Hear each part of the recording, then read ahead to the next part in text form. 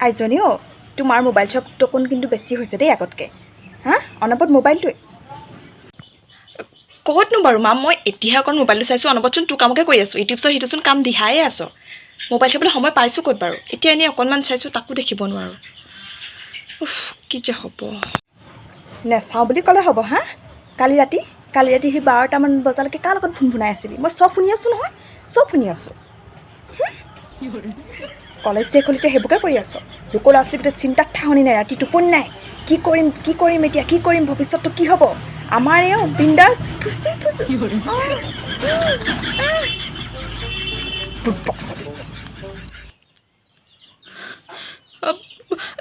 নহয় মই কাৰ লগত কথা নাপাতা মা মোক এনেই মিছা বাবদ কিয় দিছ বাৰু মই তেনেকুৱাচোন নহয় নহয়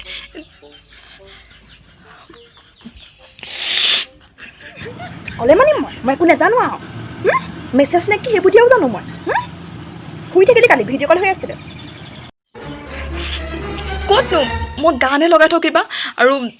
কেতিয়াবা ভিডিঅ' চাই থাকোঁ মই নাজানো বুলি ভাবিছোঁ নপঢ়া নুশুনা হ'ব পাৰোঁ চব জানো কথা পাতি আছ নে সেয়া গান লগাই থৈছ গান লগাই পিনি মেছেজ গোটেইখন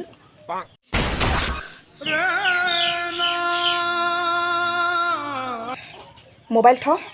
আৰু কামত ধৰ কৰি